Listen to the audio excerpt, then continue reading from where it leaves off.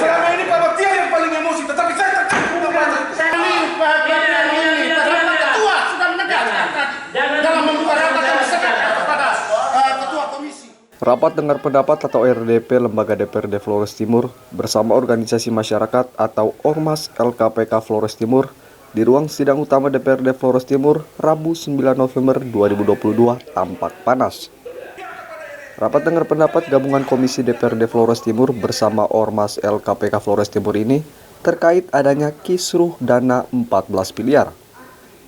Saling adu argumentasi antara anggota DPRD dan anggota Ormas LKPK hingga saling pukul meja pun mewarnai jalannya rapat hari ini. Jangan bilang kami politisasi.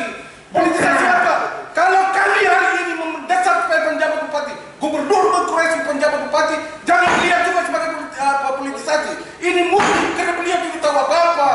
Beliau tidak bikin masalah ini DPRD daerah. Dan ketika beliau buat masalah ini, menambah masalah daerah ini, ada kalian di sini yang juga tidak mampu untuk mengatakan. Saya mengatakan bahwa ini opini, tapi sebenarnya perjuangan dari KPK itu murni objektif untuk berdasar terbukti seperti yang kita sedang bersama terkait masalah. Ketua sudah menegaskan dalam membuka rapat yang disekat kepada ketua komisi. Rutu Mubelen, Ketua Ormas LKPK Flores Timur mengatakan, DPRD harus memiliki komitmen dalam menyikapi dana 14 miliar tersebut.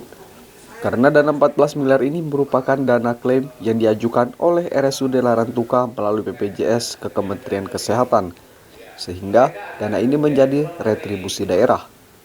Ruth mengatakan, DPRD harus dapat membuktikan komitmen lembaga dengan tidak menggunakan dana sebesar 4,2 miliar yang merupakan bagian dari dana 14 miliar yang diakomodir dalam perubahan APBD beberapa waktu yang lalu sebagai contoh kepada OPD yang lainnya. Selain itu, anggota Ormas LKPK Tadon Kedang juga menegaskan, lembaga DPRD jangan hanya menggelar rapat dengar pendapat ini kemudian selesai, tetapi dirinya menginginkan agar RDP ini dapat menghasilkan satu keputusan yang berpihak kepada tenaga kesehatan. Anggaran itu 14 miliar berdasarkan STS bukti yang ada ini, itu kami dapatkan sudah disetorkan ke kas daerah. Uang sudah tidak dapat, tapi auditnya ke mereka. Ya, kami punya bukti Pak Ketua. Transfer dari Kemenkes itu ke salah satu bank di sini, lalu dari bank itu ke rekening RSUD di bank NTT, lalu kemudian RSUD transfer ke mana, semua sudah ada di kami Pak. Sehingga saya juga tegur apa. Jadi kemarin kami juga sudah sampaikan ke Pak ini.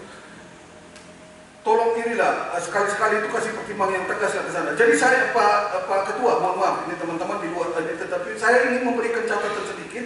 Jangan sampai ke sikap kengototan teman-teman di RSUD ini ditanggapi oleh pemerintah dengan arogansinya, kemudian dengan berbagai cara menekan mereka Pak. Informasi setelah pasca 1000 lilin itu juga bahwa sekian banyak ini dari direktur sampai sekian orang itu mau dihabisi. Ini kan kita bukan di Orde Baru Pak. Kita tetap komit bahwa dari 14,1 itu 40%-nya adalah hak nakes. Sekarang yang paling penting adalah kita tunjukkan kepada nakes dan kepada publik Flores Timur, kita tunjukkan bahwa kita tidak sekedar omong, baik lembaga terhormat maupun kami dari LKPK. Kami memang sama sekali tidak punya kewenangan. Kami hanya datang menyampaikan jalan pikiran kami agar diakomodir oleh lembaga terhormat, dijadikan sebuah sikap lembaga, entah itu melalui keputusan, entah itu melalui rekomendasi, entah itu melalui peraturan, itu lembaganya lebih tahu. Tapi saya mau katakan seperti ini, saya tidak mau kalau lembaga dewan terhormat ini dicemari oleh siapapun. Saya tidak menghendaki itu. Oleh karena itu pikiran saya sederhana. Janganlah apa yang kita sikap tidak pernah kita buktikan. Karena sampai dengan hari ini kita hanya dengar bahwa setiap anggota dewan, fraksi maupun komisi komit terhadap hak nakes. Tapi itu hanya ada dalam risalah sidang.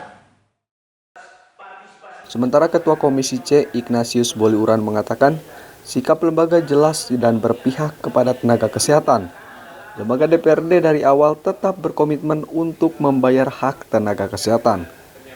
Sebagai bukti setelah adanya penetapan APBD perubahan 2022, lembaga kemudian melakukan konfirmasi ke Kementerian Kesehatan terkait status dana 14 miliar tersebut.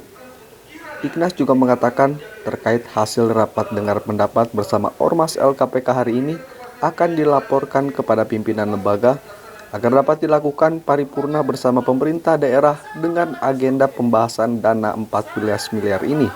Apakah akan diakomodir dalam tahun 2022 ini ataukah dipangkukan dalam APBD murni 2023? Saya menggaransi karena berdasarkan hasil konsultasi itu rumah sakit mempunyai hak. Maka gugulah semua dasar tanpa dasar yang dibangun oleh pemerintah daerah. Karena wajib hukumnya dianggarkan dari tahun 2023. Pertanyaan kita, bagaimana dengan tahun 2022?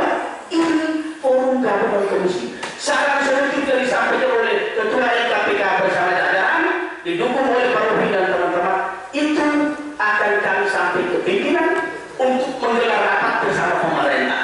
Karena saya mau konfrontasi konsultasi antara pemerintah daerah dan DPRD belum dilaksanakan. Sekali lagi kami runtuh, mustahil hak itu kita abaikan secara normal. Ya, saya langit runtuh Pak. Ada tidak mungkin menjaga seolah ini segala sesuatu bisa berubah dalam waktu.